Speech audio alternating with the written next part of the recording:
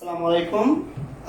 তোমরা যারা আসছো একটু কষ্ট করে বাকিদেরকে মেনশন করে দাও, ফ্রেন্ডদেরকে মেনশন করে দাও যাতে সবাই ক্লাস করতে পারে। আমি আজকে কয়েকজন কমেন্ট করলো, দেখলাম যে আমরা যখন লাইভ ক্লাস শুরু করি তখন ওদের কাছে নাকি নোটিফিকেশনটা যায় না। তো এটা তো খুবই কষ্টের কথা।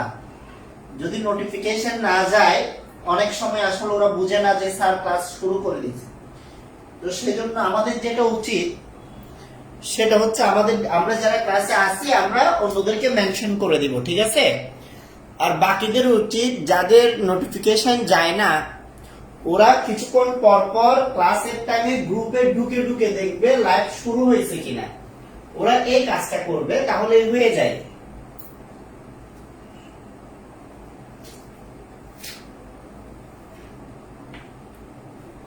ওকে, আসসালামু আলাইকুম। তো তোমরা যারা অলরেডি লাইভে চলে আসছো, এখানে আমি দেখতেছি অনেকেই আসছে। তাহমিনা সুলতানা, এনি আসছে, হাসিনা, প্রান্তি সেন, আরিজ রাহাত, হাসান জামিল, সাইদা নূরজাহাদ, জামিন, অনেককে আমি দেখতে পাচ্ছি। তোমরা যারা অলরেডি ক্লাসে আসছো সবাইকে অসংখ্য ধন্যবাদ যত সময় ক্লাসে চলে আসার জন্য। তো এখানে অনেকেই রাতের 10টার এই টাইমটা নিয়ে অনেকে কথা বলছো। তো কথা হচ্ছে আসলে আমরা যেহেতু 5 জন টিচার পড়াবো, আসলে তুমি যদি সবাইকে বলো যে রাতের 10টায় পড়াতে, সবাই চাইলেও পড়াইতে পারবে না। ফলে ক্লাসগুলো এক একজন টিচার এক একটা সুবিধা মতো টাইম অনুযায়ী ক্লাস নিবে। অর্থাৎ তোমরা যারা বলতেছো বিকালের দিকে ক্লাস নেই, হ্যাঁ বিকালের দিকে হয়তো তোমাদের ক্লাসগুলো হবে হয়তো সাদমান সাকিব স্যার অথবা আবিদ জাফর স্যার, ওনারা বিকালে ক্লাস নিচ্ছে, দেখা যাবে। আর হাসান সিদ্দিক স্যার উনি হয়তো সকালে ক্লাস নিচ্ছে। এটা সবকিছু আসলে ভোটের মাধ্যমে হবে। আর আমি তো ভাই পুরা কোর্সটা তো আমি কন্টিনিউ করব না। আমি থার্মোডাইনামিক্স এর উপর ক্লাস নিচ্ছি। আমাদের টার্গেট ছিল 6টা ক্লাস, 6টার মধ্যে আজকে 4টা ক্লাস হয়ে যাচ্ছে। তাহলে যদি 4টা ক্লাস হয়ে যায় আর 2টা ক্লাস থাকে, কিন্তু আমি যেভাবে পড়াচ্ছি এটা 4টা ক্লাস হবে না, আমার 9টা ক্লাস পর্যন্ত লাগতে পারে। তাহলে আমার বেশি না, এটা হয়তো এক সপ্তাহ পরে তোমাদের টাইমিংটা চেঞ্জ হয়ে যাবে। সুতরাং এটা নিয়ে টেনশন করার কিছু নাই। আমি সবাইকে বলবো যেহেতু আমরা এই টাইমটা দিছি, এই টাইমটাতে সবাই অবশ্যই ক্লাস করবা। এবং লাইভে থেকে ক্লাস করার আলাদা অনেকগুলো উপকারিতা আছে। তুমি যারাই আমার ক্লাস না, শুধু যে স্যারের ক্লাসে তুমি পড়ো না কেন, তুমি সর্বোচ্চ চেষ্টা করবা অনলাইনের ক্লাসগুলো লাইভে থেকে করতে। লাইভে থেকে করলে তোমার সব প্রবলেম ইনস্ট্যান্ট সলভ হবে। কিন্তু তোমরা যারা রেকর্ডেড ক্লাস করতেছো ওরা আসলে সব প্রবলেম একসাথে সলভ করার সেই সুযোগটা পাচ্ছ না। আমি কিছুক্ষণ পর পর স্টুডেন্টদেরকে প্রশ্ন করতে থাকি, বুঝছো কিনা বলো, বুঝছো কিনা বলো, বুঝছো কিনা বলো। তাহলে এই যে ব্যাপারগুলো, এগুলো তো রেকর্ডেড ক্লাসে হয় না। সুতরাং সবাই লাইভ ক্লাসে থাকবা, যারা এখন আসেন ওদেরকে মেনশন করে দাও। ওকে, আমরা ক্লাস শুরু করতেছি। খেয়াল করো, আমরা আগের ক্লাসে ফার্স্ট ল অফ থার্মোডাইনামিক্স নিয়ে আলোচনা করতেছিলাম, অর্থাৎ তাপগতিবিদ্যার প্রথম সূত্র। এই সূত্রে আমি বলছিলাম কোন একটা সিস্টেমকে, এটা একটা সিস্টেম, এই সিস্টেমকে আমরা যদি কিউ পরিমাণ তাপ শক্তি প্রদান করি, তাহলে এই কিউ পরিমাণ তাপ শক্তি দুইটি অংশে বিভক্ত হবে। তার কিছু অংশ সিস্টেমের অভ্যন্তরীণ শক্তি বৃদ্ধি করবে আর বাকি অংশগুলো বাহ্যিক কাজ সম্পাদন করবে। এটাই হচ্ছে স্টেটমেন্ট অফ ক্লোসিয়াস বা ক্লোসিয়াস স্টেটমেন্ট, ক্লোসিয়াসের বিবৃতি। তাহলে এই সিম্পল কথাটা আমরা আরেকটু ডিপলি বুঝবো। আমি বারবার বলি যে প্রত্যেকটা টপিকের ডিপ থেকে গিয়ে বোঝার চেষ্টা করবা। তাহলে এতটুকুতে হয়ে যায়, কিন্তু এখানে কিউ, যেটা কিউ এর চিহ্নটা প্লাসও হতে পারে মাইনাসও হতে পারে। কিউ কি হতে পারে? কিউ হতে পারে প্লাস, কিউ হতে পারে মাইনাস। কিউ কখন প্লাস হবে? কিউ প্লাস হবে যখন সিস্টেমকে তাপ দেওয়া হবে। যখন সিস্টেমকে তাপ দেয়া হয়, অর্থাৎ সিস্টেম যখন তাপ গ্রহণ করে, সিস্টেম যখন তাপ কি করে? গ্রহণ করে, Q equals to positive. Example, system কখন তাপ গ্রহণ করে? আমি এখানে একটা ক্যারেক্টার নিই, আমি এখানে অনেকগুলো ক্যারেক্টার আছে, তার মধ্যে একটা ক্যারেক্টার হচ্ছে মেয়ে, তাহমিনা সুলতানা। তো আমি তাহমিনাকে বললাম যে আমি তো তোমার ফিজিক্স টিচার, তো মাঝে মধ্যে স্যারদেরকে কিছু বানাই খাওয়ালে সব হয়। তুমি একটা কাজ করো, ফিজিক্সের ইকুয়েশন যদি ভালো করে মনে রাখতে চাও, তুমি ঝটপট আমার জন্য একটা চা রেডি করে নিয়ে আসো। তাহলে এখন দেখো এখানকার ব্যাপারটা কি, এখানকার ব্যাপারটা হচ্ছে সে যখন চা বানাবে একটা পাত্রের মধ্যে নিয়ে সেখানে তাপ দিচ্ছে। এই যে সিস্টেম যখন তাপ শক্তি শোষণ করবে, তাপ শক্তি যখন গ্রহণ করবে তখন কিউ পজিটিভ। কিন্তু যদি সে মনে করে এবার চা বানাই ফেললো, বানানোর পর চায়ের কাপটা টেবিলের উপর এনে রাখছে, আমাদের অধিকাংশ ছেলে বা মেয়েদের এই অভ্যাসটা আছে, সেটা হচ্ছে যখন চা আমাদের সামনে দেওয়া হয় তখন আমাদের কাজের প্রতি মনোযোগ বেড়ে যায়। একদম খুব সিরিয়াসলি আমরা এবার লেখালেখি করতেছি, পড়ালেখা করতেছি, আরে ভাই এতক্ষণ মন বসে নাই, চা দেখার সাথে সাথে পড়ার দিকে মন বসে গেছে। বিশ্বাস হচ্ছে না? তোমাদের টিউশন টিচারকে দেখিও, যিনি বাসায় গিয়ে প্রাইভেট পড়ায়, দেখবা খাবার দাবার বা চা নাস্তা আসার সাথে সাথে স্যারের ম্যাথের দিকে মনোযোগ বেশি। তুমি কিছুক্ষণ পর পর বলছে স্যার চাটা খেয়ে ফেলেন না, চাটা খেয়ে ফেলেন না। তাহলে এই যে চা রাখার পর সেখান থেকে তাপগুলো বের হয়ে যাচ্ছে না, যখন তাপ বর্জন হয়, যখন তাপ বর্জন হয় তখন তখন যেটা হয় তখন কিউ নেগেটিভ। তাহলে আমরা বলতে পারবো যখন হিট অ্যাবজর্পশন হয় তখন কিউ পজিটিভ, আর যখন সিস্টেম থেকে হিট এলিমিনেট হয় তখন কিউ নেগেটিভ।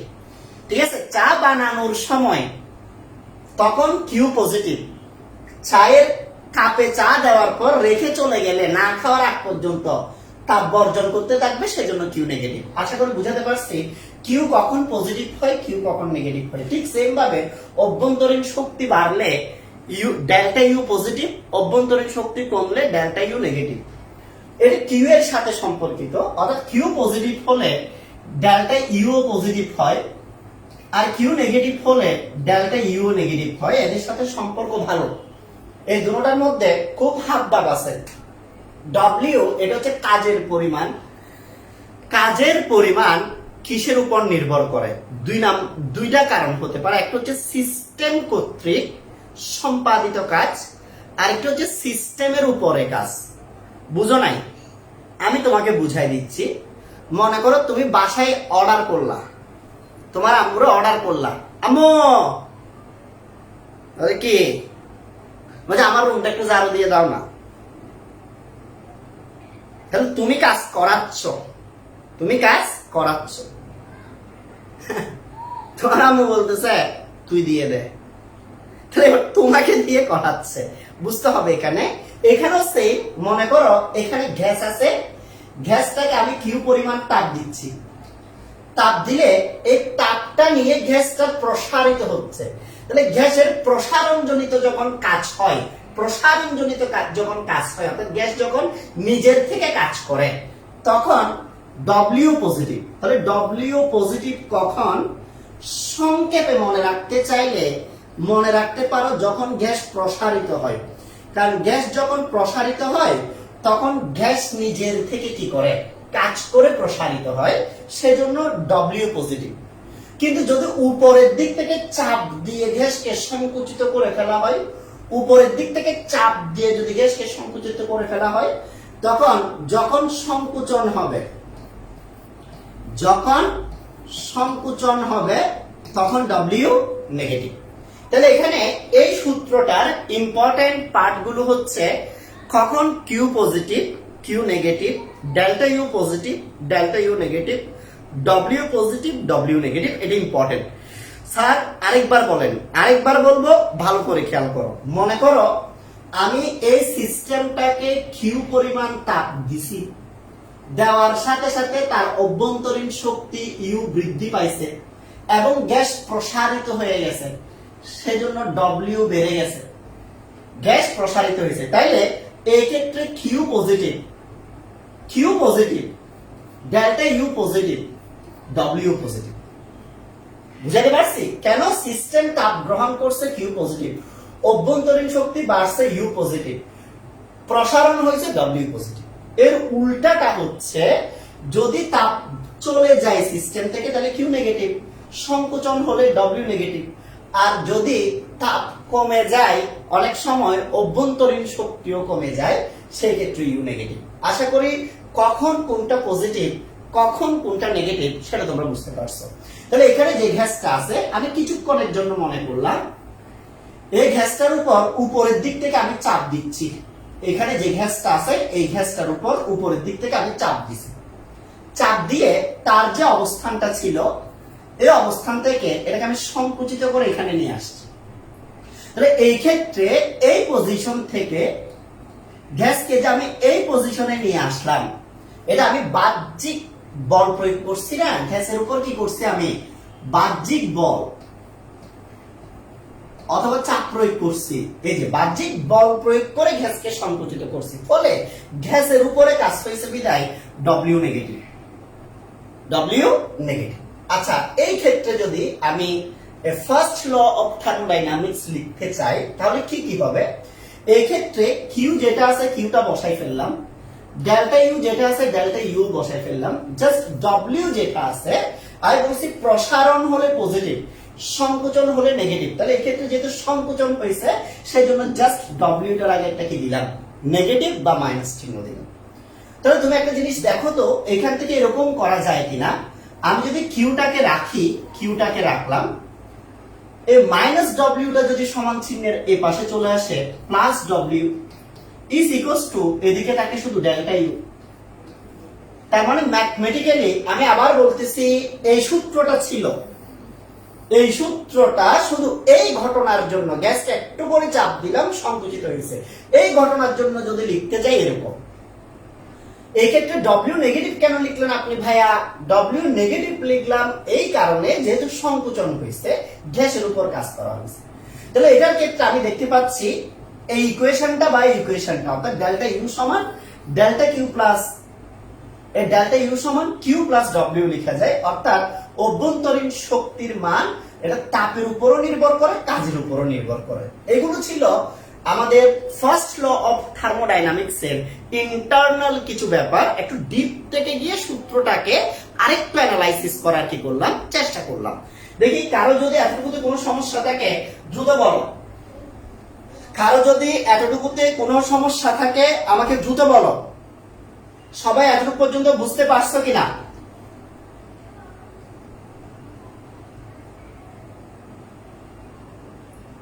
সবাই এতটুকু পর্যন্ত বুঝতে পারছো কিনা দ্রুত বলো, কমেন্টে দ্রুত বলো। সবাই বুঝছো কিনা? সবাই বুঝছো কিনা দ্রুত বলো। কিউ এর মান স্যার নেগেটিভ চিহ্ন হবে না তো দিছি তো, যখন প্রসারিত হয়। হ্যাঁ ঠিক আছে। তো এই যে গ্যাসকে যদি আমরা প্রসারিত করি, এই কিউ এর মান সংকোচন প্রসারণের উপর নির্ভর করে না, কিউ এর মান নির্ভর করে তাপ গ্রহণ আর বর্জনের উপর। সুতরাং এখানে সংকোচন প্রসারণ দিয়ে তুমি শুধু ডব্লিউ এর মানকে কি করবা ইন্ডিকেট করবা, ঠিক আছে?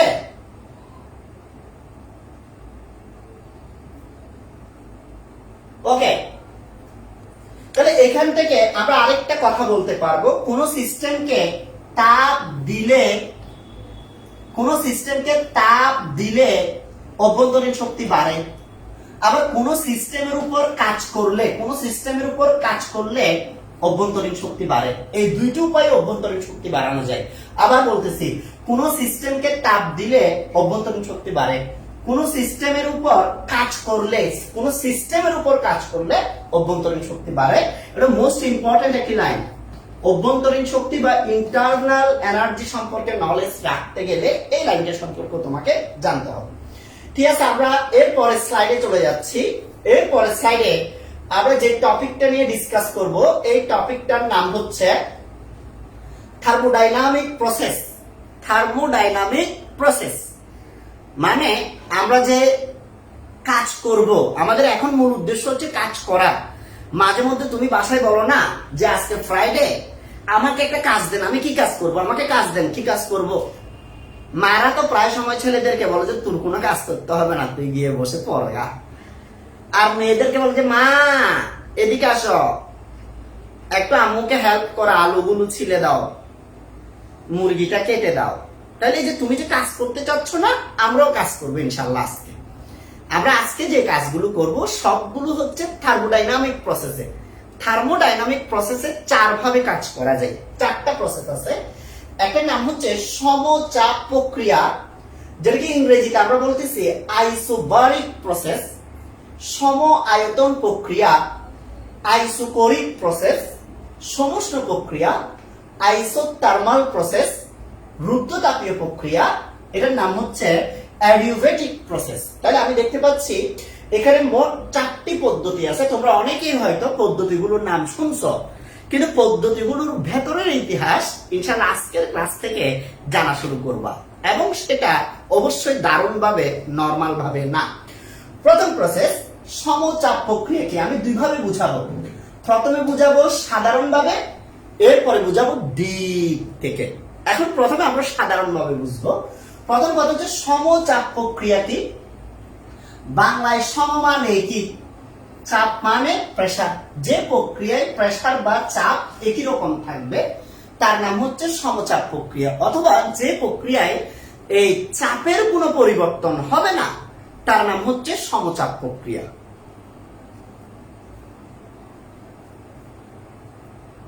এটা যদি ম্যাথমেটিক্যালি কথাটা বুঝতে চাই, মনে করো আমার কাছে 2টি অবস্থা আছে। একটা হচ্ছে প্রথম অবস্থা P1 B1 T1। এগুলো কি? এগুলো হচ্ছে আমি বলছিলাম থার্মোডাইনামিক কোঅর্ডিনেটস, তাপগতীয় স্থানাঙ্ক। দ্বিতীয় অবস্থা হচ্ছে P2 V2 T2। তো এখন আমাকে বলতেছে এই যে 2টি অবস্থা, এই 2টি অবস্থা সৃষ্টি হয়েছে সমচাপ প্রক্রিয়ায়। আমি আবার বলতেছি, আমরা কিন্তু এখনো জেনারেল কথাগুলো বলতেছি, ডিপে যাব পরে। তাহলে এটা যদি সমচাপ প্রক্রিয়ায় হয়, তার মানে এই প্রথম অবস্থায় P1 যেটা থাকবে, দ্বিতীয় অবস্থায় P2টা সেম থাকবে। ফলে এই ম্যাথটার ক্ষেত্রে যদি কোনোভাবে তুমি জানো এটা সমচাপ প্রক্রিয়া, তাহলে P1 = P2 লেখা যাবে। এই ম্যাথটার ক্ষেত্রে লেখা যাবে কি P1 = P2। কেন? কারণ সমচাপ প্রক্রিয়ায় শুরুতে চাপ যা থাকবে শেষেও চাপ তা থাকবে, অর্থাৎ এখানে চাপের কোনো পরিবর্তন হবে না, চাপ কনস্ট্যান্ট। চলো এবার আরেকটু দেখি সম আয়তন প্রক্রিয়া কাকে বলে বা আইসোকোরিক প্রসেস কাকে বলে। নাম থেকেই কাজ বোঝা যাচ্ছে। একটা ছেলের নাম হচ্ছে উজ্জ্বল। ছেলের নাম কি? উজ্জ্বল। তো ছেলের নাম যদি উজ্জ্বল হয়, মেয়ে তো খুশি হবে। মেয়ে খুশি হবে না? কেন? কারণ উজ্জ্বল মানে সে উজ্জ্বল, তার ক্যারিয়ার উজ্জ্বল, তার চেহারা উজ্জ্বল। নামের মধ্যে কাজ অনেক সময় লুকাই থাকে। তো যাক, দেখো এখানে যেটা বলতে চাচ্ছিলাম, সমায়তন প্রক্রিয়া নামের মধ্যে কাজ আছে। মানে যে প্রক্রিয়ায় আয়তনটা সেম থাকবে, অর্থাৎ আয়তন চেঞ্জ করতে পারবে না, আয়তন সেম থাকবে, তার নাম সমায়তন প্রক্রিয়া বা আইসোকোরিক প্রসেস। ম্যাথমেটিক্যালি যদি কথাটা বুঝতে চাই, মনে করো আমার 2টা অবস্থা আছে, প্রথম অবস্থা দ্বিতীয় অবস্থা, P1 B1 T1 P2 V2 T2। But এই প্রবলেমটা সলভ করার সময় কোনোভাবে যদি আমি জানি এটা সমায়তন প্রক্রিয়ায়, তাহলে আমি লিখতে পারবো এখানে আয়তনের মান ফিক্সড V1 V2, আয়তন সেম থেকে যাবে, আয়তনের কোনো চেঞ্জ হবে না। আয়তনের কোনো চেঞ্জ না করে যদি কাজ করা যায় তার নাম হচ্ছে সমায়তন প্রক্রিয়া। আমি কিন্তু ম্যাথমেটিক্যালি একটু একটু করে বুঝাচ্ছি এখনো। তাহলে V1 = V2, এই কন্ডিশনটা হচ্ছে সমায়তন প্রক্রিয়ার জন্য। সমুষ্ণ প্রক্রিয়া, সমুষ্ণ মানে হচ্ছে সম যোগ উষ্ণ, অর্থাৎ যে প্রক্রিয়ায় উষ্ণতা অথবা তাপমাত্রা এটা সেম থাকে তার নাম হচ্ছে সমুষ্ণ প্রক্রিয়া। এটা ইংরেজিতেও লিখছে আইসোথার্মাল প্রসেস। আইসো মানে একই, সেম, কনস্ট্যান্ট, আর থার্মাল মানে হচ্ছে উষ্ণতা বা তাপমাত্রা।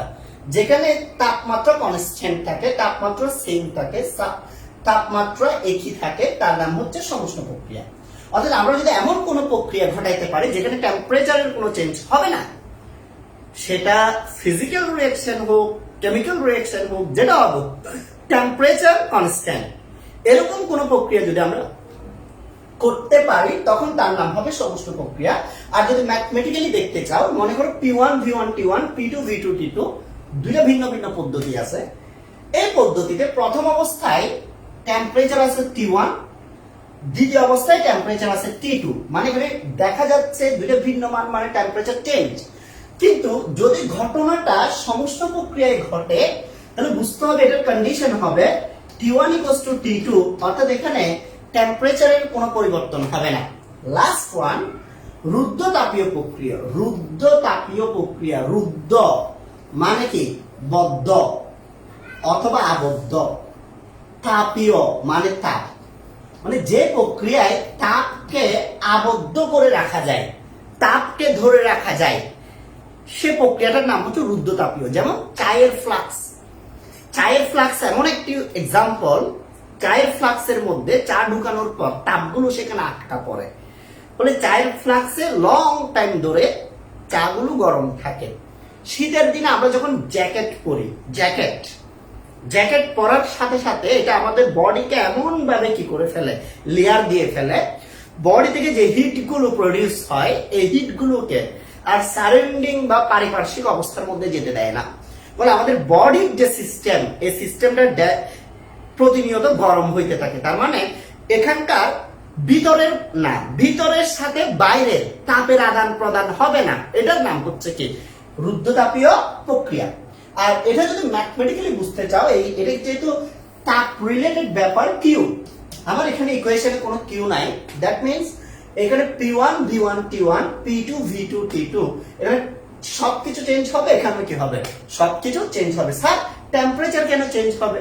তুমি নিজেই বুঝতেছো যে আমি জ্যাকেট পরার আগে আমার বডির টেম্পারেচার ছিল একরকম, জ্যাকেট পরার সাথে সাথে যেহেতু তাপগুলো বাইরে যেতে পারতেছে না, ফলে তাপমাত্রার কি পরিবর্তন ঘটবে, এটাই তো স্বাভাবিক। তো সেই জন্য T1 T2 হয়ে যাবে। আমি আবার বলছি, আমি এখনো বিস্তারিততে যাই নাই, জাস্ট নাম অনুযায়ী যে থার্মোডাইনামিক প্রসেস গুলো আছে তাদের একটি প্রথমে ইন্ট্রোডাকশনাল কি দিলাম, লেকচার দিলাম। বলো তোমরা ইন্ট্রোডাকশনটা বুঝছো কিনা? নাম অনুযায়ী কাজ। আবার বুঝাচ্ছি, সমচাপ মানে চাপ স্থির থাকবে, সমায়তন মানে আয়তন স্থির থাকবে, সমুষ্ণ প্রক্রিয়া মানে টেম্পারেচার স্থির থাকবে, রুদ্ধতাপীয় মানে তাপ স্থির থাকবে, বা তাপের আদান প্রদান হবে না। দেখি বলো সবাই বুঝছো কিনা, দ্রুত বলো।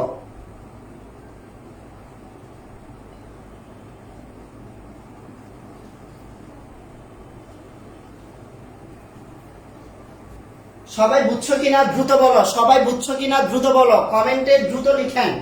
সবাই বুঝছেন কিনা, সবাই বুঝছেন কিনা দ্রুত লিখেন। সুমি নন্দী বলছে 3 আর 4। এখানে এই দুটোটা বাংলা সহজ সহজ দেখছে তো, সম আয়তন, আয়তন সমান, সম চাপ কি চাপ সমান। এখন সমুষ্ণ বাংলা তো কঠিন হয়ে গেছে, সেজন্য টেনশনে পড়ে গেছে। আরে ভাই টেনশন করার কিছু নাই, সমুষ্ণ মানে সমতাপ, সম তাপমাত্রা, এই যেখানে তাপমাত্রা কি আছে সমান আছে তার নাম হচ্ছে সমুষ্ণ। রুদ্ধ তাপ মানে তাপ আবদ্ধ, এই তাপ আবদ্ধ মানে তাপ আটকা পড়বে, তাপের আদান প্রদান হবে না, সেই জন্য এটার নাম হচ্ছে রুদ্ধ তাপ। আশা করি সবাই বুঝতে পারছো। চলো আমরা এর পরের টপিকটাতে চলে যাই।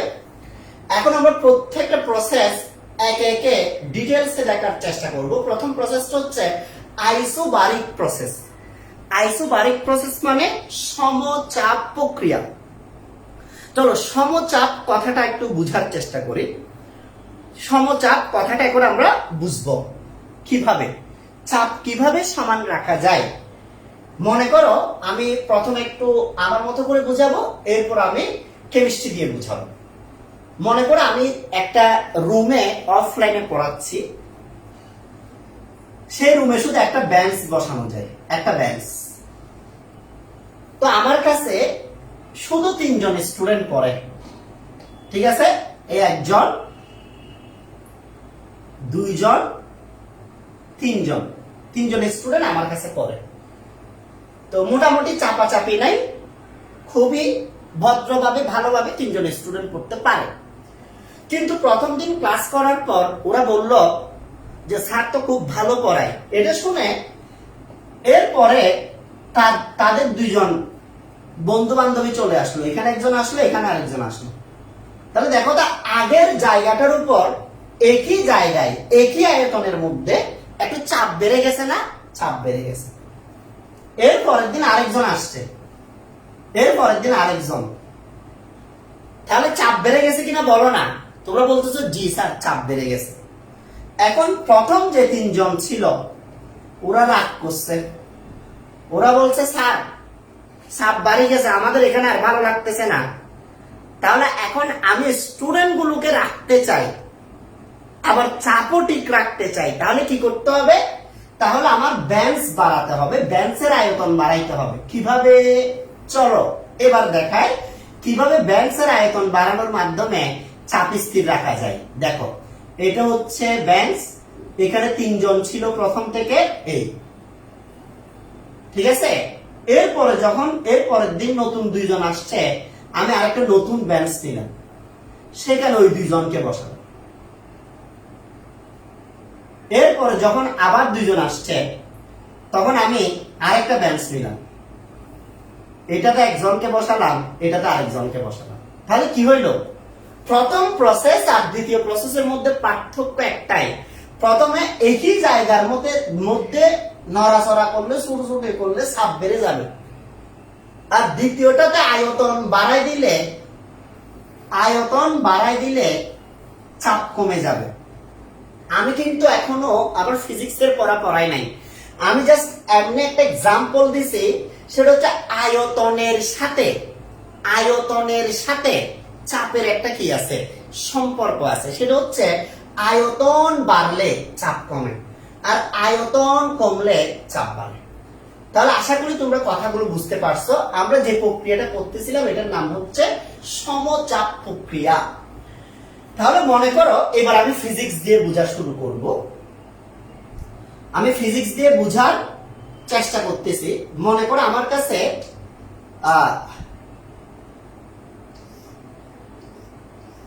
এখানে একটা সিস্টেম আছে, আবদ্ধ গ্যাস। এই সিস্টেমকে আমি তাপ দেওয়া শুরু করলাম, সিস্টেমকে আমি তাপ দিচ্ছি। আচ্ছা, যদি আমি এখানে সিস্টেমকে তাপ দিই তাহলে কি ঘটনা ঘটবে? সিস্টেমে একটি ঘটনাই ঘটবে, এখানে যে গ্যাসের অণুগুলো আছে, পড়া বুঝো, দৌড়াদৌড়ি না করে বলা বুঝো, এই তাপ সাথে সাথে অণুগুলো এভাবে এদিক সেদিক কাঁপতে থাকবে, দৌড়াদৌড়ি করবে, কাঁপতেছে অণুগুলো, এবার কাঁপতেছে। তাহলে কাঁপলে এখানের ভিতরে চাপ বেড়ে যাবে না? দৌড়াদৌড়ি করতেছে, চাপ বেড়ে যাবে না? চাপ বেড়ে যাবে। এখন চাপ বেড়ে গেলে চাপ স্থির রাখার প্রক্রিয়া কি? চাপ স্থির রাখার প্রক্রিয়া হচ্ছে আয়তন বাড়াই দিতে হবে। বলে এই যে চাপটা বাড়বে, সেটার কারণে গ্যাস যদি প্রসারিত হয়ে যায়, এখান থেকে গ্যাস প্রসারিত হয়ে এই জায়গায় চলে গেল, তাহলে এই যে আয়তনটা বাড়ছে, এটা কেন বাড়ছে? এই আয়তন বৃদ্ধির মাধ্যমে চাপটাকে কি রাখছে? স্থির রাখছে। তাহলে গ্যাসকে তাপ দিব, তাপ দিলে অণুগুলো দৌড়াবে। যদি আয়তন বাড়ানো হয় তাহলে ভিতরে চাপ স্থির থাকবে। ফলে এখানে আয়তন এখান থেকে এতটুকুতে চলে গেছে, তার মানে আয়তন বৃদ্ধি জনিত একটা কি হয়ে গেছে, কাজ হয়ে গেছে কিনা দেখি বলতো।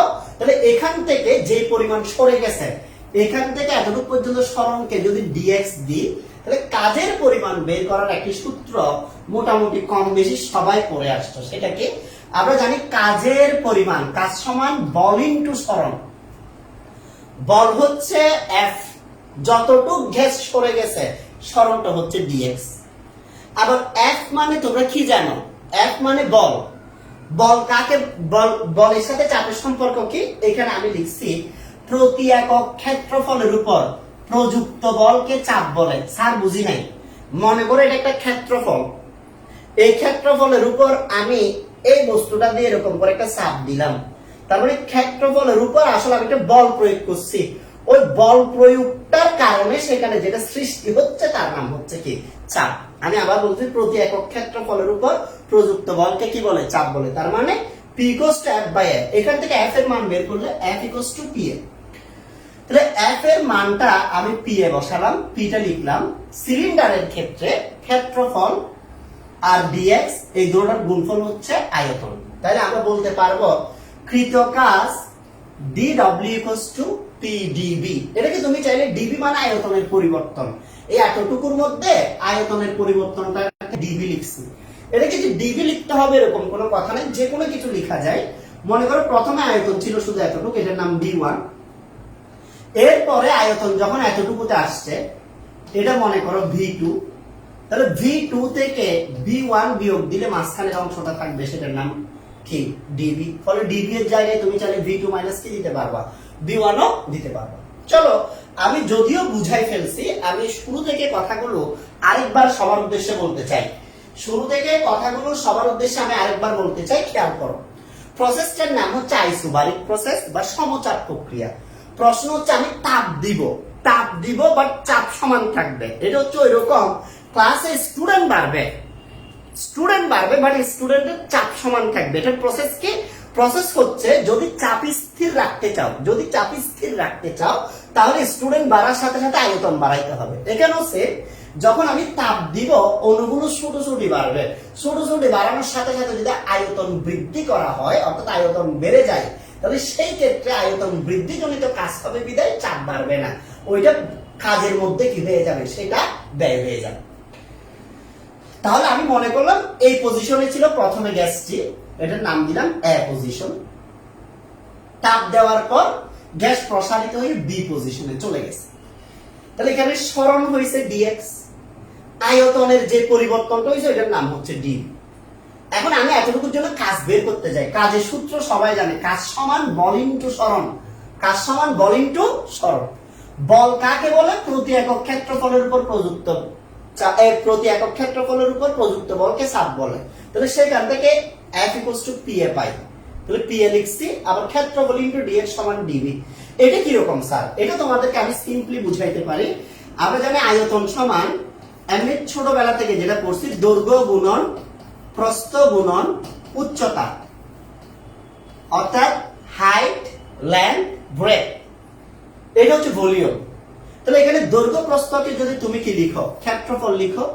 ক্ষেত্রফলকে তুমি লিখতে পারো a, আর উচ্চতা বা এই অংশটাকে সরণটাকে যদি dx লিখো তাহলে a dx। এটা আয়তনকে এভাবেও লেখা যায়। তাহলে সেই হিসেবে আমি a dx কে লিখছি dv, আর dv মানে এখানে দেখাইছে আমি টোটাল অংশটা V2, এখান থেকে প্রথম অংশটা বাদ দিলে পরিবর্তনটা বের হবে, অর্থাৎ V2 মাইনাস V1। সবাইকে কমেন্টে লিখতে হবে তোমরা এই অংশটা বুঝছো কিনা। তারপর আমি ফার্স্ট ল অফ থার্মোডাইনামিক্স পড়াবো এই প্রসেসের জন্য, এবং একই সাথে আমি পলিটিক্স বুঝাবো, বাংলাদেশি পলিটিক্স। তার আগে বইয়ের পলিটিক্স বুঝছো কিনা বলো? আগে বইয়ের পলিটিক্স বুঝছো কিনা সবাই বলো। তারপর আমরা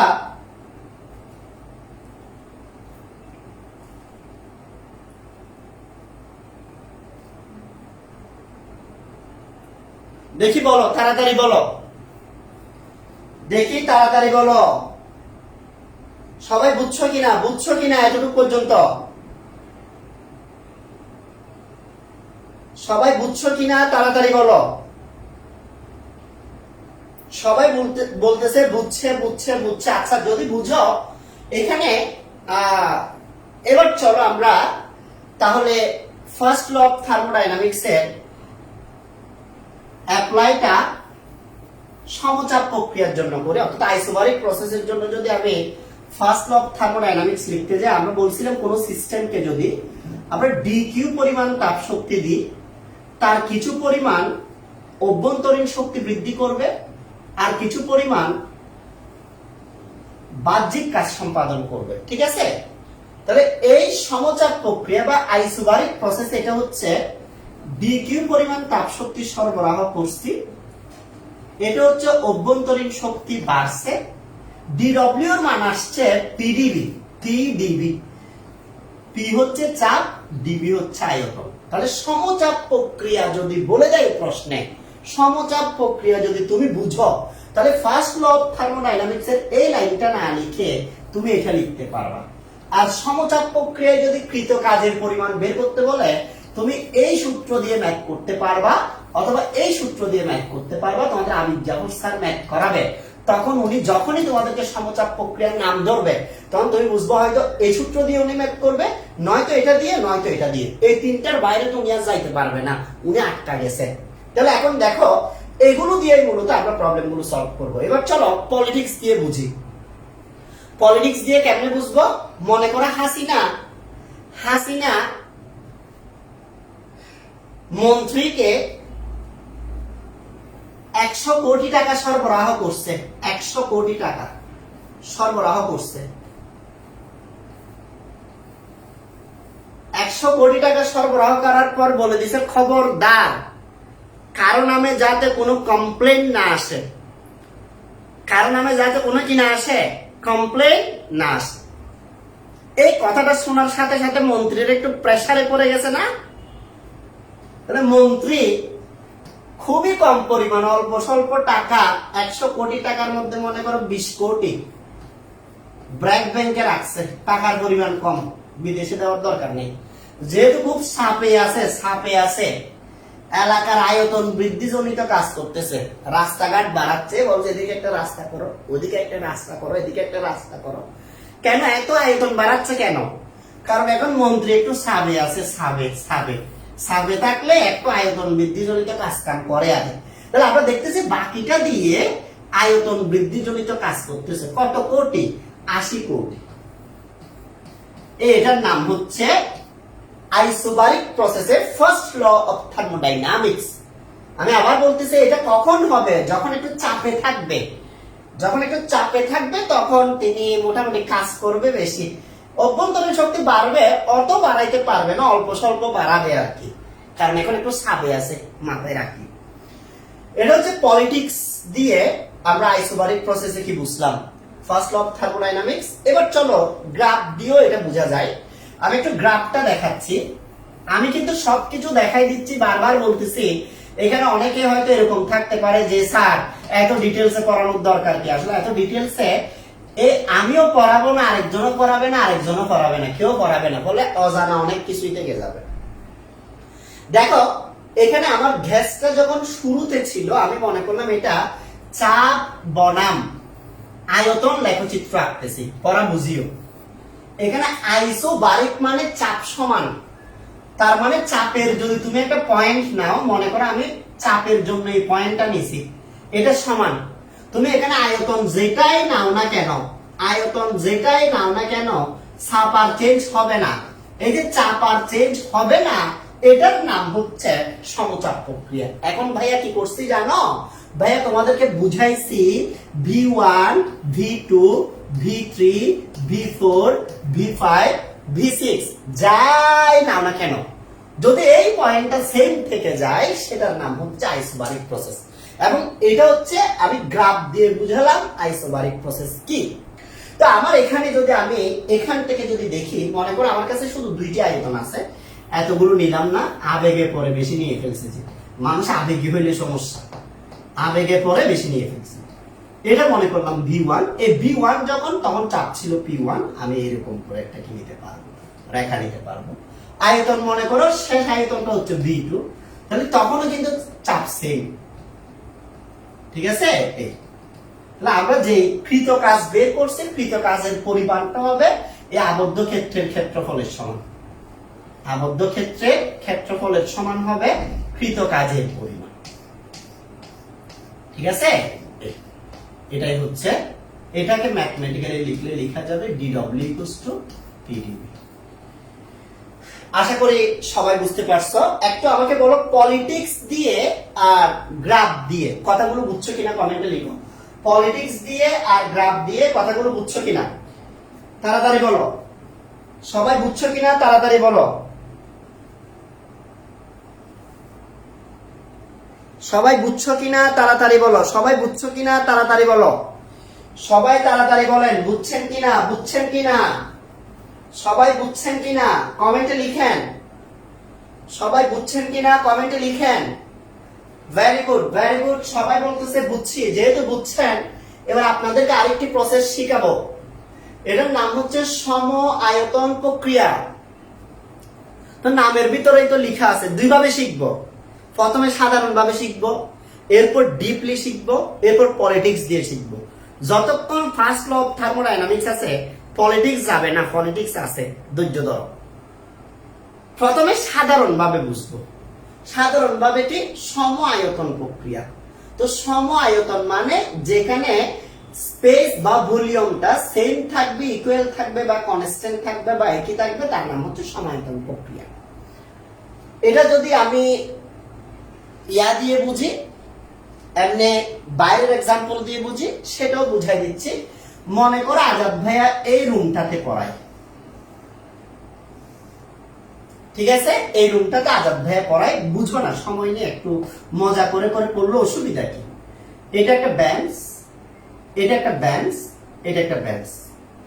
আজাদ ভাই যেহেতু খুব ভালো পড়ায়, সেজন্য ওরিয়েন্টেশন ক্লাসে স্টুডেন্ট সবাই চলে গেছে।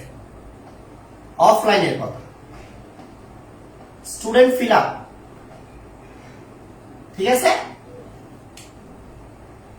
এখন সেম জায়গার মধ্যে পরের ক্লাসে স্টুডেন্টরা সবাই যখন একজন আরেকজনকে বললো আজাদ ভাই তো দারুণ পড়ায়, তখন তাদের ফ্রেন্ডরা ক্লাসে জয়েন করা শুরু করলো। আগের তুলনায় একটু চাপ বেড়ে গেল কিনা দেখি বলো তো। আজাদ ভাই যখন থার্ড ক্লাস নিল, থার্ড ক্লাস, তখন চাপ আরো বেড়ে গেল। স্টুডেন্টরা চিল্লা চিল্লি করতেছে, স্যার স্যার রুম আরেকটা বড় থেকে নেন, এই রুমে হচ্ছে না।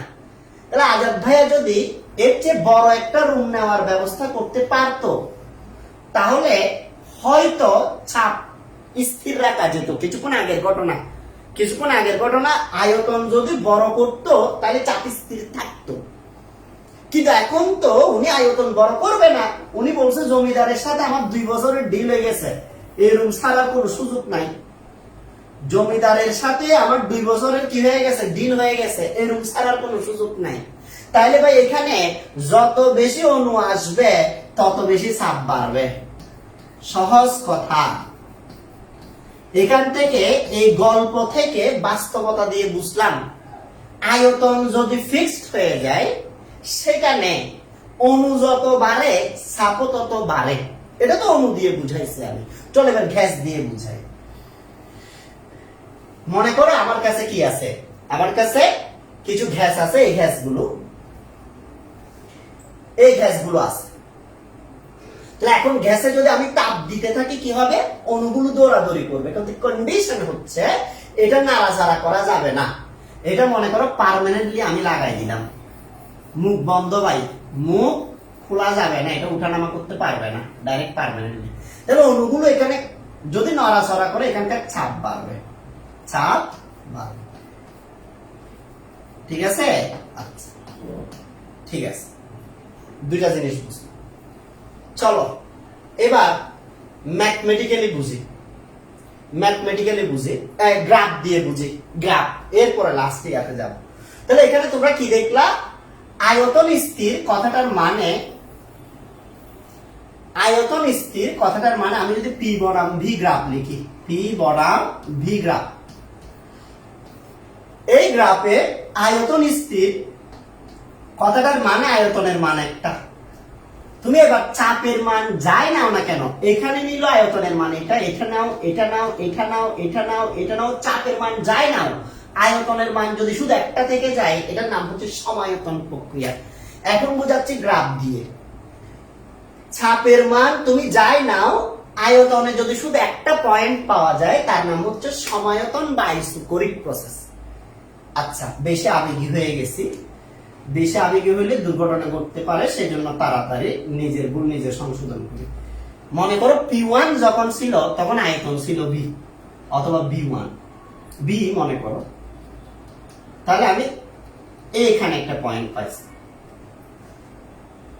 এখন চাপ যখন বেড়ে গেছে, কিছুক্ষণ আগে বলছি না চাপ বাড়বে বলছি, এই চিত্রে দেখো চাপ বাড়ছে, এই চিত্রে দেখো চাপ বাড়ছে। তাহলে চাপ বাড়ছে কিনা বলো, চাপ বাড়ছে।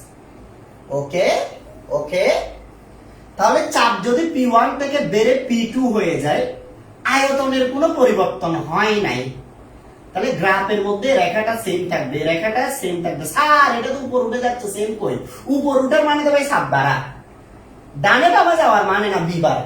তাইলে এটা কতটুকু উপরে দিব, এতটুকু দিব। তাইলে P1 আর P2 এর মাঝখানে যে আবদ্ধ ক্ষেত্রটা পাচ্ছ, এই আবদ্ধ ক্ষেত্রটা বুঝাচ্ছে সমায়তন প্রক্রিয়ায় যে তাপের পরিবর্তন বা অন্যান্য জিনিসগুলো। আচ্ছা স্যার এখানে কি কোনো কাজ হবে না, কোনো কাজ হবে না। কেন হবে না? কারণ কাজের সূত্র আমরা পড়ছি ডিডব্লিউ ইকুয়ালস টু পিডিবি। কাজ হইতে গেলে স্মরণ হইতে হবে, কিন্তু এখানে তো ভি এর কোনো চেঞ্জ হয় নাই। ভি এর কোনো চেঞ্জ না হওয়ার কারণে ডিবি এর মান 0। ভি এর কোনো চেঞ্জ না হওয়ার কারণে ডিবি এর মান 0। ডিবি এর মান 0 হলে পিডিবি এর মান 0। তার মানে ডিডব্লিউ ইকুয়ালস টু 0, অর্থাৎ কৃত কাজের পরিমাণ 0। এবার চলো পড়া বুঝাই, পলিটিক্স দিয়ে বুঝাও। আচ্ছা, কৃত কাজের পরিমাণ 0 হলে এখানে ইকুয়েশন আসবে কি? ইকুয়েশন আসবে DQ equals to DU plus DW. DW মানে পিডিবি, এখানে যেহেতু ডিবি বা আয়তনের কোনো চেঞ্জ নাই, আয়তন 0, তাহলে পিডিবি এর মান কত? 0। তাহলে শুধু ডিকিউ ইকুয়ালস টু ডিইউ মানে যেসব পরিমাণ তাপ শক্তি সরবরাহ করব পুরোটা তার অভ্যন্তরীণ শক্তি বৃদ্ধি করবে। পলিটিক্স দিয়ে বুঝলে ব্যাপারটা এরকম। মনে করো হাসিনা 100 কোটি টাকা দিছে। হাসিনা কত টাকা দিছে? 100 কোটি টাকা দিছে। পিএস বলছে স্যার আমরা তো 5 বছরের জন্য নির্বাচিত হয়েছি, এর মধ্যে কিন্তু আমাদের অলরেডি 2 বছর চলে গিয়েছে। 2 বছর আমরা কিছু কিছু খেয়েছি, কিছু কিছু কাজ করেছি, এখন তৃতীয় বছর শুরু। এখন আমরা কি করব স্যার? বলছে তুই বল। বলছে এলাকায় আর কোনো কাজ কাম করার দরকার নাই স্যার, যা দিবে সব খাবেন শুধু। তাইলে এলাকায় কাজের পরিমাণ 0। কাজের পরিমাণ 0, তো কাজের পরিমাণ 0 মানে আয়তন আর বাড়তেছে না, রাস্তাঘাট হচ্ছে না, কিছু হচ্ছে না, কাজের পরিমাণ 0। তো কাজের পরিমাণ যদি 0 হয়ে যায় কি ঘটনা ঘটবে? যা দিবে সব সুইচ ব্যাংক, নিজের অভ্যন্তরীণ শক্তি বৃদ্ধি। এখানে কোনো কাজ নাই। আমাদের বাংলাদেশের প্রায় পলিটিশিয়ান এই নীতি ফলো করে, এটার নাম কি? দুর্নীতি। যা দিবে পুরোটা নিজের অভ্যন্তরীণ শক্তি বৃদ্ধি করবে, কাজ কামের কোনো কি নাই, নাম বালাই নাই। তাহলে ঠিক আছে, আমরা সমায়তন প্রক্রিয়া বিভিন্ন ভাবে দেখলাম। আমি ইকুয়েশন দিয়েও তোমাদেরকে বুঝাইতে পারি। মনে করো আমাদের কাছে একটা জেনারেল ইকুয়েশন আছে, সেটা হচ্ছে পিভি ইকুয়ালস টু এনআরটি। একটা আবদ্ধ জায়গার মধ্যে, সিলিন্ডারের মধ্যে এন এর মান কনস্ট্যান্ট, আর এর মান কনস্ট্যান্ট। এখন এখানে বলছে সমায়তন, তাহলে ভিও যদি কনস্ট্যান্ট হয় তাহলে শুধু পি ইজ প্রপোর্শনাল টু কি হবে? টি হবে, অর্থাৎ চাপ এবং তাপমাত্রা পরস্পর সমানুপাতিক হবে। দেখো সমায়তন প্রক্রিয়া থেকে ম্যাথমেটিক্যাল এই কনসেপ্টটা বোঝা যায়। সমায়তন প্রক্রিয়া থেকে চাপ কিভাবে বাড়ে সে কনসেপ্টটা বোঝা যায়। সমায়তন প্রক্রিয়া থেকে কাজের পরিমাণ 0 কেন বোঝা যায়। সমায়তন প্রক্রিয়া থেকে সরবরাহিত তাপ শক্তি কোথায় যাচ্ছে সেটাও বোঝা যায়। দেখি সবাই একটু কমেন্টে লিখো, সবাই বুঝছো কিনা? সবাই কমেন্টে লিখো, সবাই বুঝছো কিনা দ্রুত বলো, দ্রুত বলো। সবাই বুঝছো কিনা দ্রুত বলো। সবাই বুঝছো কিনা দ্রুত বলো। সবাইকে দ্রুত বলতে হবে সবাই বুঝছেন কিনা, সমায়তন প্রক্রিয়া বুঝছেন কিনা। সবাই বুঝছেন কিনা তাড়াতাড়ি বলেন। সবাই বুঝছেন কিনা তাড়াতাড়ি বলেন। মোহাম্মদ ইব্রাহিম করিম লিখছে অস্থির ক্লাস স্যার, অর্থাৎ তার খুব ভালো লাগতেছে। নিশান বড় বলছে বুঝছি। ফজিলাতুন্নেসা অর্তি লিখছে বুঝছি। বাকিরা শুধু বুঝছে আর অস্থির লাগছে একজনের। এইচ এম সাজ্জাদ হোসেন বলছে এক্সিলেন্ট স্যার, সেইভাবে বুঝছি। বুঝছি স্যার, বুঝছি স্যার, একদম clear, very good, very good. এবার চলো আমরা সমস্যা প্রক্রিয়াতে চলে যাচ্ছি। আমি বারবার বলতেছি এই যে আমি যেগুলো এত ডিটেইলসে পড়াচ্ছি, আসলে এটা একটা কথা দিয়ে স্যাররা শেষ করে দিবে। একটা কথা, সম আয়তন। দেখো ভাই শর্টকাট আমিও পড়াইতে জানি। সম আয়তন, আয়তন সমান, তার মানে DB equals to 0। DB equals to 0 হলে এখানে ডিবি 0 বসলে এটা 0 আসে। ডিকিউ ইকুয়ালস টু ডিইউ, অর্থাৎ যে পরিমাণ তাপ শক্তি সরবরাহিত করা হবে সেটি তার অভ্যন্তরীণ শক্তি বৃদ্ধি করবে। আমরা এরপরের টপিকে চলে যাই। এরকম করে টপিক শেষ। তোমরা অবাক হয়ে যাবা, সমায়তন প্রক্রিয়া আইসোকোরিক প্রসেস আজাদ ভাইয়া 20-25 মিনিট পড়াইছে, ছাত্র 2 মিনিটে শেষ করে দিছে। আজাদ ভাই এতক্ষণ বলছিল কি? হ্যাঁ, এরকম ভাবে কনফিউজ হইতে পারো। দেখো এখানে একটা প্রশ্ন দিছি, এই প্রশ্নটার অ্যানসার করার চেষ্টা করো। লিখছে একটি গাড়ি চলতে থাকলে এর টায়ারের ভেতর একটি তাপগতীয় প্রক্রিয়া চলতে থাকে, এর নাম কি? তোমরা 4টি তাপগতীয় প্রক্রিয়ার সাথে পরিচিত: সমুষ্ণ প্রক্রিয়া, রুদ্ধতাপীয় প্রক্রিয়া, সমায়তন প্রক্রিয়া, সমচাপ প্রক্রিয়া। তোমার কাছে প্রশ্ন, একটি গাড়ি চলতে থাকলে এর টায়ারের ভেতর একটি তাপগতীয় প্রক্রিয়া চলতে থাকে, এর নাম কি? দেখি, দ্রুত বলো, এর নাম কি? কমেন্টে লিখো। এর নাম কি? কমেন্টে লিখো। এর নাম কি? কমেন্টে লিখো, দ্রুত লিখো।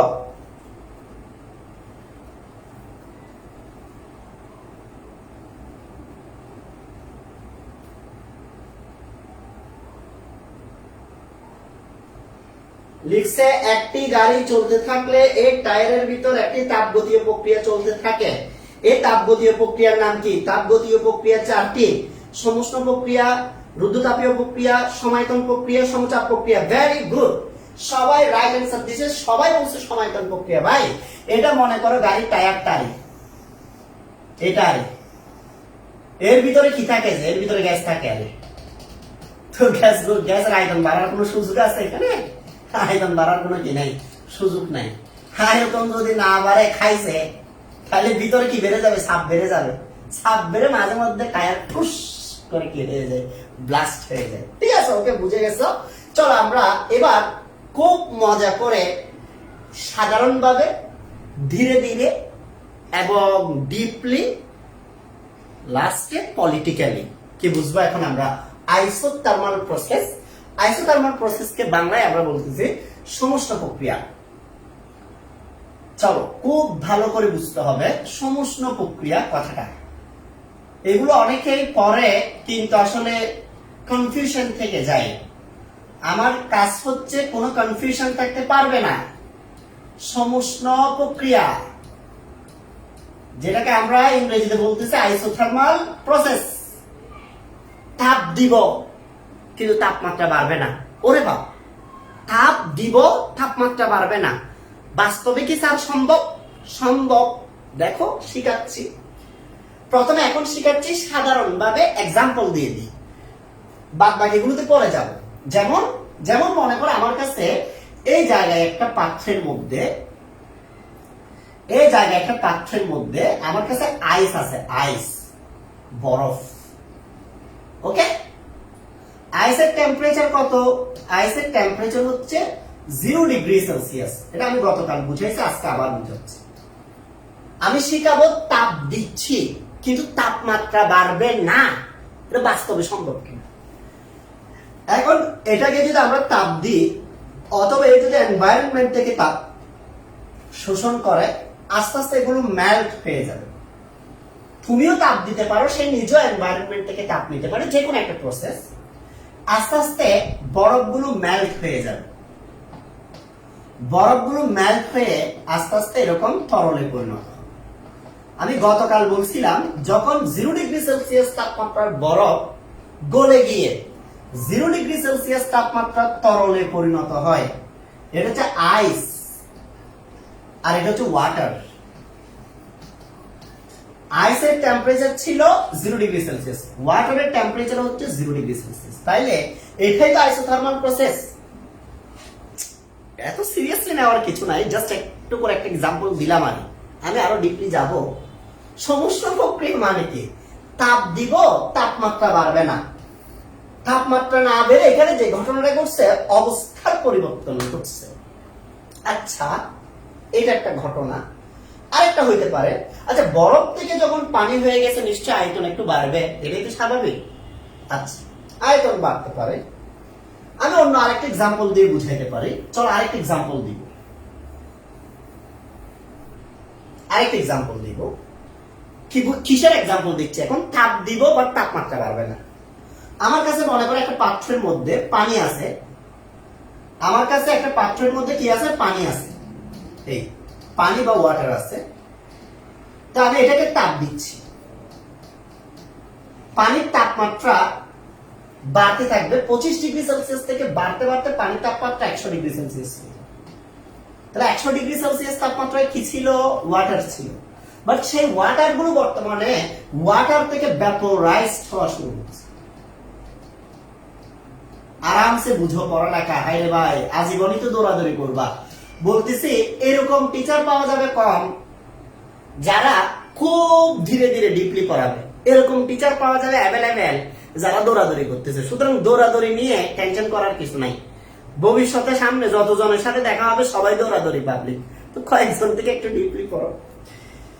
তাহলে ওয়াটার যেটা, এটা হচ্ছে 100 ডিগ্রি সেলসিয়াস তাপমাত্রা যখন হিট দিতে থাকবে এটা ভ্যাপোরাইজড হতে থাকবে, এবং এখানে যে আমরা ভ্যাপর গুলো পাবো এগুলো টেম্পারেচার 100 ডিগ্রি সেলসিয়াস। তাহলে এখানে কি হচ্ছে, এটা এমন একটা প্রসেস, তাপ দিচ্ছে বাট তাপমাত্রা সেম। তাপমাত্রা সেম মানে আইসোথার্মাল প্রসেস বলা যায়। কি হচ্ছে এখানে বেসিক, কি বেসিক হচ্ছে পানি যদি ভ্যাপোরাইজ হয় তাহলে তো তার ভলিউম ইনক্রিজ হচ্ছে, আয়তন বেড়ে যাচ্ছে। এখান থেকেও বোঝা যায় যে এই সমস্ত প্রক্রিয়ায় হিট প্রদান করলে আয়তন বাড়তে পারে, আয়তন বাড়তে পারে। আচ্ছা, দুটো গেল। চলো সমস্ত প্রক্রিয়ার মূল এক্সাম্পল গুলো বুঝাই এবার কি করি, শুরু করি। এতক্ষণ যেগুলো দিলাম এগুলো হচ্ছে আমার লজিক্যাল কিছু এক্সাম্পল, যেগুলো তোমাদের বুঝতে সাহায্য করবে যে তাপ দিলেও তাপমাত্রা স্থির রাখা যায়। এবার টপিক ওয়াইজ যদি আমি কি করি একটা এক্সাম্পল দিই, সেটা কেমন হবে দেখো। এই টপিক অনুযায়ী মনে করো আমি এখানে একটা পাত্র নিলাম, আরামসে আমি যে পাত্রটা নিলাম এই পাত্রটাতে আমি তাপ দিচ্ছি।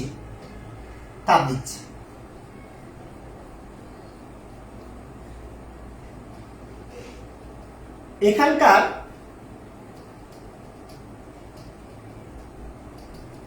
টেম্পারেচার লেভেল মনে করো, পানির টেম্পারেচার মনে করো 25 ডিগ্রি সেলসিয়াস। স্বাভাবিকভাবে তাপ দেওয়ার সাথে সাথে টেম্পারেচার বাড়বে, এটাই স্বাভাবিক ঘটনা।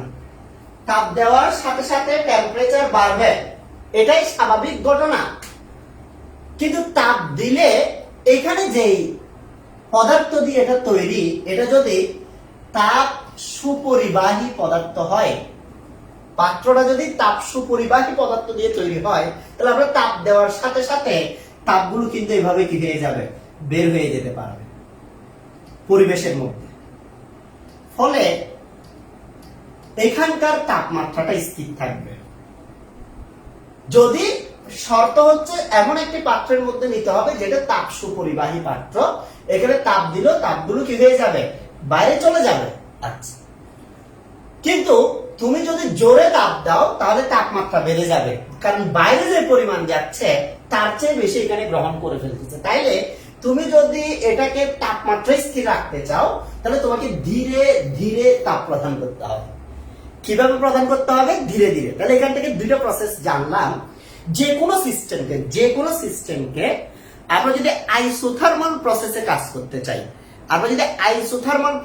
করতে চাই, প্রথমে আমরা এমন একটি পাত্র নিব যে পাত্রটি হিট কন্ডাক্টর হিসেবে কাজ করবে, অর্থাৎ যেটার মধ্যে দিয়ে হিট ট্রান্সফার হতে পারবে। সেকেন্ড, এখানে আমরা যখন হিট দিব সেটা অনেকটা স্লো মোশনে হবে, গ্র্যাজুয়ালি ধীরে ধীরে স্লো মোশনে হিট দিতে হবে। যেমন মোমবাতি দিয়ে ভাত রান্না করা, যেমন ধীরে ধীরে তাপ দেওয়া মানে কি মোমবাতি দিয়ে ভাত রান্না করা। আমি আর ওদিকে যাচ্ছি না। তাহলে আশা করি তোমরা বুঝতে পারছো সমস্ত প্রক্রিয়া এটা কিভাবে করতে হয়। সমস্ত প্রক্রিয়া তাপমাত্রা স্থির রাখা সম্ভব, আর তাপমাত্রা যদি স্থির রাখি তাহলে ডিটি ইকুয়ালস টু 0 হবে। কেন? তাপমাত্রা স্থির, তাপমাত্রার কোনো পরিবর্তন নাই। তোমরা আবার প্রথমের দিকে পড়ছিলা তাপমাত্রার উপর অভ্যন্তরীণ শক্তি কি করে, নির্ভর করে। অর্থাৎ তাপমাত্রা বাড়ালে অভ্যন্তরীণ শক্তি বাড়ে, তাপমাত্রা কমালে অভ্যন্তরীণ শক্তি কমে। তাহলে তাপমাত্রার পরিবর্তন শূন্য হলে অভ্যন্তরীণ শক্তির পরিবর্তন শূন্য হবে। ফলে আমরা আরেকটি ডিসিশন নিলাম, সমস্ত প্রক্রিয়ায় ডিটি ইকুয়ালস টু 0 এবং একই সাথে ইউ ইকুয়ালস টু 0। সমস্ত প্রক্রিয়ায় যেহেতু তাপমাত্রা স্থির, এখানে মজার আরেকটি ইনফরমেশন আছে, সেটাও দিচ্ছি। সেটা কি? সেটা হচ্ছে সমস্ত প্রক্রিয়ার জন্য আমরা একটা সূত্র জানি, পিভি ইকুয়ালস টু এনআরটি বা পিভি ইকুয়ালস টু আরটি। এখন সমস্ত প্রক্রিয়ার তাপমাত্রা তো কনস্ট্যান্ট, তাপমাত্রা কনস্ট্যান্ট হলে আরো কনস্ট্যান্ট, তাপমাত্রা কনস্ট্যান্ট। ফলে সমস্ত প্রক্রিয়ার ম্যাথমেটিক্যাল পরিচয় হবে পিভি ইকুয়ালস টু ধ্রুবক। ওয়াও! অনেক জায়গায় ধুম করে দেখবা যে সমুষ্ণ প্রক্রিয়া বলার সাথে সাথে স্যার লিখে ফেলছে পিভি ইকুয়ালস টু ধ্রুবক, এবং স্যার আরো সুন্দর করে কি বলবে জানো, স্যার বলবে যে আমরা জানি সমুষ্ণ প্রক্রিয়ায় পিভি ইকুয়ালস টু ধ্রুবক। তুই বলতেছো ওরে আল্লাহ, সমুষ্ণ প্রক্রিয়ায় যে পিভি ইকুয়ালস টু ধ্রুবক আমি তো জানিও না স্যার, আমি জানি না। তখন স্যার বলবে যে নিশ্চয়ই তোমাদের আজাদ স্যার পড়ায়নি। তাহলে দেখো পিভি ইকুয়ালস টু আরপি ছিল, ওই যে আদর্শ গ্যাস সমীকরণ, এখানে আর কনস্ট্যান্ট, সমুষ্ণ প্রক্রিয়ার জন্য টি কনস্ট্যান্ট, দুটোই যদি কনস্ট্যান্ট হয়ে যায় তাহলে এখানে কনস্ট্যান্ট লেখা যায়, অর্থাৎ পিভি ইকুয়ালস টু কনস্ট্যান্ট, অর্থাৎ P1 V1 equals to P2 V2। তাহলে আমি ম্যাথমেটিক্যাল ইকুয়েশন দিয়ে বুঝালাম সমুষ্ণ প্রক্রিয়া কি হয়। আর লাস্ট আমরা চিত্র দিয়েও বুঝতে পারি, আমরা তাপ দিব, তাপ দিলে ধীরে ধীরে ধীরে ধীরে ধীরে ধীরে আয়তন বাড়বে, তবে এমন ভাবে ঘটনাটা ঘটবে যে তাপটা দিচ্ছি সেটার কারণে ওই আয়তন বৃদ্ধিজনিত কাজ হয়ে যাবে, ফলে ভিতরে তাপমাত্রা বাড়তে পারবে না। আমি আবার বলতেছি, মনে করো আমি এখানে তাপ দিচ্ছি, কথার কথা তাপ দিচ্ছি আমি 20 জুল, 20 জুল আমি কি দিচ্ছি, তাপ দিচ্ছি। তাহলে 20 জুলের মধ্যে আমি যে পরিমাণ তাপ দিছি, সে 20 জুল পরিমাণ যদি সে কাজ করে ফেলে, 20 জুল পরিমাণ যদি সে আয়তন প্রসারণ যদি কাজ করে ফেলে, সে তো তার নিজের অভ্যন্তরীণ শক্তি বাড়ায় নাই, অভ্যন্তরীণ শক্তি হচ্ছে 0 জুল। এটাই হচ্ছে যখন আমরা তাপ দিব, তাপ দিয়ে সে কাজ করে ফেলবে, তাপ দিয়ে সে কাজ করে ফেলবে, তাপ দিয়ে কাজ করে ফেলবে, ফলে তার অভ্যন্তরীণ শক্তি বাড়বে না। ম্যাথমেটিক্যালি যদি তুমি এটা লিখতে যাও, অর্থাৎ সমস্ত প্রক্রিয়ার জন্য হবে dq equals to du plus dw। এখন সমস্ত প্রক্রিয়ায় যেহেতু du এর কোনো পরিবর্তন হবে না, তাপমাত্রার উপর নির্ভরশীল, তাহলে dq equals to dw। Sir এটা একটু পলিটিক্স দিয়ে বুঝাই দেন। হ্যাঁ, এটা পলিটিক্স দিয়েও বোঝানো যাবে, খুবই সিম্পল। সেটা হচ্ছে, মনে করো উপরের মহল থেকে শেখ হাসিনা বলে দিছে নির্বাচনের আর 2 বছর বাকি আছে, এবারের নির্বাচন এটাতে আমাদের জিততেই হবে, সুতরাং আপনারা যারা এতদিন ফ্যাট খেয়ে খেয়ে ফ্যাট বাড়াইছেন, খবরদার খবরদার এলাকার কাজ করেন। তাহলে এবার 100 কোটি টাকা অনুদান আসছে, 100 কোটি টাকা পুরোটার কি হয়ে গেছে, কাজ হয়ে গেছে। আচ্ছা, আমরা যারা সাধারণ পাবলিক আমরা কোনটা পছন্দ করব? আমরা তো কাজ পছন্দ করি। তাহলে আমরা সবাই পছন্দ করব সমুষ্ণ প্রক্রিয়া। কেন? সমুষ্ণ প্রক্রিয়া হচ্ছে এমন প্রক্রিয়া যে প্রক্রিয়ায় যে পরিমাণ তাপ দেওয়া হয় পুরোটাই কাজে রূপান্তরিত হয়। কেন? কারণ এই প্রক্রিয়ায় অভ্যন্তরীণ শক্তি বাড়ানোর কোনো কি নেই, সুযোগ নেই। কেন সুযোগ নেই?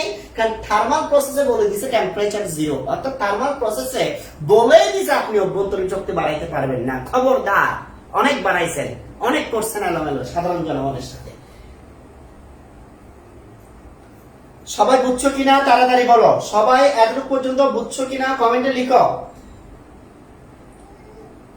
সবাই এতটুকু পর্যন্ত বুঝছো কিনা কমেন্টে লিখো, তাড়াতাড়ি লিখো। সবাই বুঝছো কিনা কমেন্টে লিখো, কমেন্টে লিখো। তোমাদের কমেন্টের উপর ডিপেন্ড করতেছে আমি কি বুঝালাম এতক্ষণ। সমুষ্ণ প্রক্রিয়া যে এত বিভিন্ন ভাবে বুঝালাম, এটা আদৌ তোমরা বুঝছো কিনা কথাটা বলো। এটার একটা অলরেডি নাম দিয়ে দিছে, এই পলিটিক্যাল সিস্টেমের নাম দিয়ে দিছে ইব্রাহিম। সে দিয়ে দিছে এটার নাম অ্যান্টি করাপশন সিস্টেম।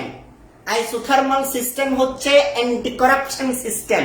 মানে এই সিস্টেমে কোনো কারাপশন করা যাবে, ইন্টারনাল এনার্জি বাড়ানো যাবে না, সুইস ব্যাংকে টাকা রাখা যাবে না, ব্র্যাক ব্যাংকে টাকা রাখা যাবে না, কিছু রাখা যাবে না। তাহলে কি করবে? যে পরিমাণ বাজেট আসবে, যে পরিমাণ সরবরাহ করবে, পুরোটার কি করতে হবে?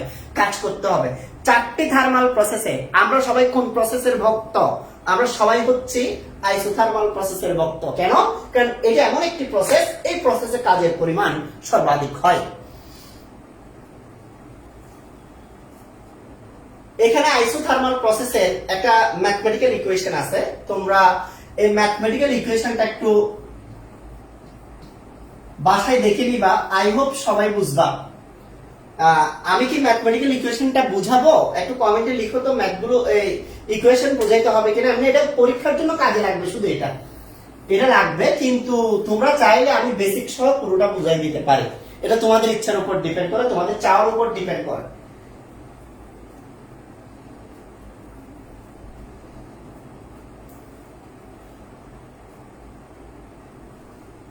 দেখি বলো বলো, তাড়াতাড়ি বলো।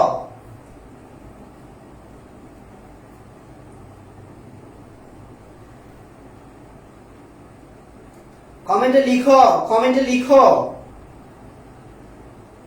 সবাই বলতেছে এটার ম্যাথমেটিক্যাল অংশটা একটু বুঝাই দিতে, খুবই সিম্পল।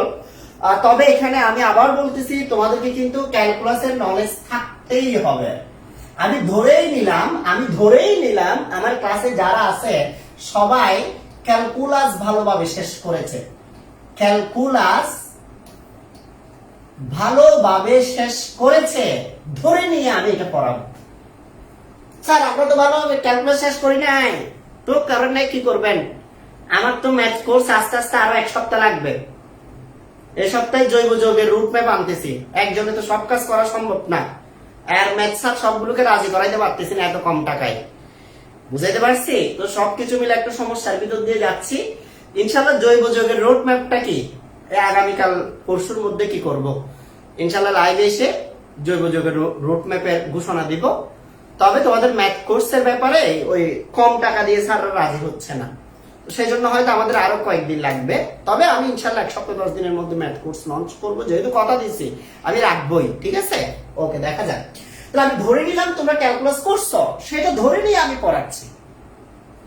আমরা জানি কি P V equals to NRT, তো P equals to NRT divided V. মোট কাজের পরিমাণ বের করার সূত্র ডব্লিউ ইকুয়ালস টু পিডিভি। এখানে আয়তন চেঞ্জ হয়েছে, এই যে শুরুতে আয়তন ছিল ভি1, কিউ পরিমাণ তাপ দেওয়ার কারণে তার আয়তন বেড়ে গেছে, আয়তন বৃদ্ধিজনিত কাজ হচ্ছে, তো এখানে আয়তন বাড়ছে, সেটা হয়ে গেছে ভি2। তাহলে শুরুতে ছিল ভি1, শেষে ছিল ভি2। তোমরা জানো এখানে এই যে এসটা দিছে স্টাইল করে, এটা হচ্ছে সামেশনের এস, যেটাকে স্টাইল করে এসটা দিছে এইভাবে। তাহলে এটাকে বলা হয় লোয়ার পয়েন্ট, মানে শুরুতে যা ছিল। এটাকে বলা হয় আপার পয়েন্ট, যেটা শেষে ছিল। তাহলে পি এর মানটা বসাই দিছে এনআরটি ডিভাইডেড ভি, এটা বসাই দিছে NRT divided V into DV. এখানে এন কনস্ট্যান্ট, আর কনস্ট্যান্ট, এটা যেহেতু সমুষ্ণ প্রক্রিয়া আইসোথার্মাল প্রসেস, সেজন্য টিও কনস্ট্যান্ট। যেগুলো কনস্ট্যান্ট সেগুলোকে বাইরে আনছে। তাহলে এই পুরো অংশটা বাইরে আসলে এখানে একটা 1 থাকবে, 1/v dv। এতটুকু পর্যন্ত আই হোপ সবাই বুঝতে পারছো। এরপর 1/v dv, এটা একটা ক্যালকুলাসের সূত্র আছে। সূত্রটা হচ্ছে integration of 1/x dx equals to ln x। যদি তোমরা বলো যে স্যার এটা তো আমরা দেখি নাই, তাহলে আমি তোমাদেরকে বলবো এটা তোমাদের অক্ষরপত্র প্রকাশনীর যে বইটা আছে এটা 2য় নাম্বার পেজে আছে। Integration of 1/x dx is equals to ln x। তাহলে এখানে যদি 1/v dv হয়, এর মান হবে ln v। কিছুক্ষণ পরে আবার একজন কমেন্টে লিখবে, স্যার এই লাইনটা আবার বুঝাইলেন। এখানে বোঝানোর কিছু নাই, এটা সূত্র, এটা সূত্র। ইন্টিগ্রেশন অফ 1/v dv মানে ln v।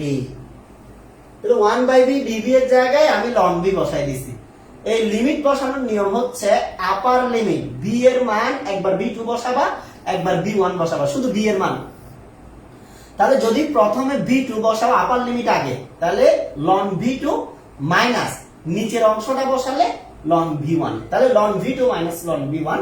তোমরা জানো ভাগের ক্ষেত্রে, বিয়োগের ক্ষেত্রে ভাগ হয় কেমনে, এই আরেকটা সূত্র বুঝাচ্ছে। এগুলো সব ম্যাথের সম্পর্ক। log n minus log n সমান 9 10 পড়ছো সূচকের মধ্যে log m/n।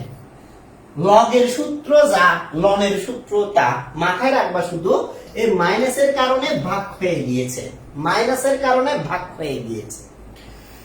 তাহলে এখানে মাইনাসের কারণে আমি ভাগ দিয়েছি ln v2/v1। nrt কোত্থেকে আসছে স্যার? এখান থেকে আসছে, এই nrt জন্ম। এখান থেকে একদম শেষ লাইন পর্যন্ত nrt আর কোনো চেঞ্জ হয় নাই। nrt পুরোটাই কনস্ট্যান্ট তো ভাই, n কনস্ট্যান্ট, আর কনস্ট্যান্ট, আর থিটা তো হচ্ছে থার্মোডাইনামিক্স, এই থার্মাল আইসোথার্মাল প্রসেসে কনস্ট্যান্ট। ফলে শুরু থেকে একদম শেষ পর্যন্ত nrtটা থেকে গেছে। শুধু কাজ চলছে কিসের? বি এর। সেটা তো আমি চিত্র দিয়ে বুঝাইছি, তাপ দিব আয়তন বাড়বে। এটা তো সেই প্রসেস যেখানে শুধু কাজ আর কাজ হবে, আয়তন বাড়বে, এটাই তো সেই প্রসেস। লাইভ উপস্থিতি কমে যাচ্ছে, মেজাজ খারাপ হয়ে যাচ্ছে, পড়াচ্ছে তোমাদের জন্য।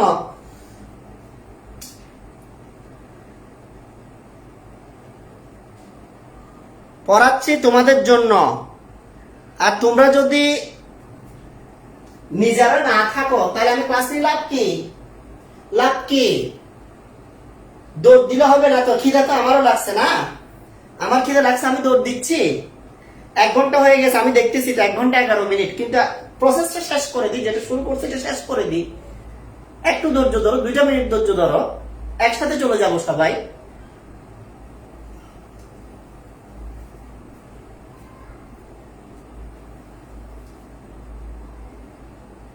তাহলে এখানে ফাইনাল ইকুয়েশনটা জাস্ট একটু বুঝাই দিতে হবে। ফাইনাল ইকুয়েশনটা হলো Q = W = nRT ln V2/V1, এটা কি প্রসেসে? এটা হচ্ছে সমুষ্ণ প্রক্রিয়ায়। স্যার এই ইকুয়েশনটা কিভাবে মনে রাখবে? এটা হচ্ছে সমুষ্ণ প্রক্রিয়া, কারণ এখানে টেম্পারেচার একটা, আয়তন 2টা, তাপমাত্রা স্থির, আয়তন চেঞ্জ হচ্ছে, এটাই তো মজা। তাপমাত্রা স্থির মানে সমুষ্ণ, তাপমাত্রা একটা, আয়তন 2টা। দেখো না, তাপমাত্রা একটা, আয়তন 2টা, তার মানে তাপমাত্রা স্থির, আয়তন বাড়ছে। আয়তন বাড়ছে মানে কাজ হয়েছে কোন প্রক্রিয়া? সমুষ্ণ প্রক্রিয়া। এখানে কিউ কি? কিউ হচ্ছে যে পরিমাণ তাপ শক্তি সিস্টেমকে সরবরাহ করছে। ডব্লিউ কি?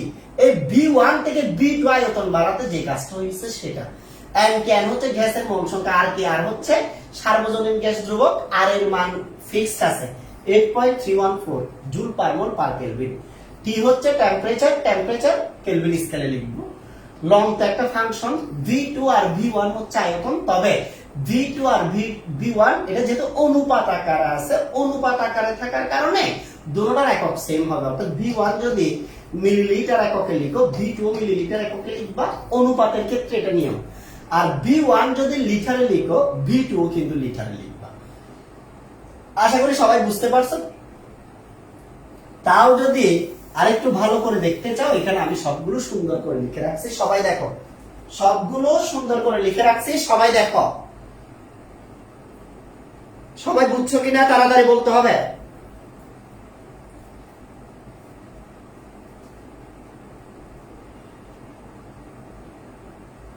সবাই বুঝছেন কিনা তাড়াতাড়ি বলেন।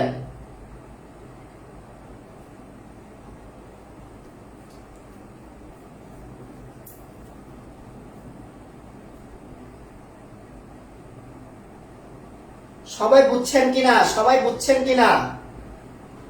ওকে, যদি সবাই বুঝে থাকেন, আমি আবার বলতেছি, ক্লাসের শুরু থেকে শেষ পর্যন্ত যারা ছিলা সবাইকে অসংখ্য ধন্যবাদ। আজকের ক্লাসে আমরা 3টা প্রসেস দেখছি। একটা দেখছি সমচাপ প্রক্রিয়া, আরেকটা হচ্ছে সমায়তন প্রক্রিয়া, আর আরেকটা হচ্ছে সমুষ্ণ প্রক্রিয়া। 3টা প্রক্রিয়ার আমি বেসিক গুলো দিছি, ইকুয়েশন গুলো দিছি, লেখচিত্রগুলো দিছি, এবং সবশেষে এই প্রসেস গুলোর সাথে পলিটিক্স এর কি মিল আছে সেগুলো আমি দেখাই দিচ্ছি। ইনশাআল্লাহ আমাদের আগামী ক্লাসে আমরা রুদ্ধতাপীয় প্রক্রিয়াটা শেষ করব, আর রুদ্ধতাপীয় প্রক্রিয়াটা যদি শেষ করি আমরা second law of thermodynamics start করতে পারবো। এটার মধ্যে আমাদের আরো কিছু বেসিক টার্মের উপর ক্লাস হবে, যেমন আপেক্ষিক তাপ ধারণ ক্ষমতা, মোলার আপেক্ষিক তাপ ধারণ ক্ষমতা, এগুলো বেসিক টপিক। এগুলো নিয়ে স্টুডেন্টদের অনেক সমস্যা থাকে, ইনশাআল্লাহ সেগুলো নিয়ে আলোচনা হবে। সবাই ভালো থাকবা, আল্লাহ হাফিজ, আসসালামু আলাইকুম।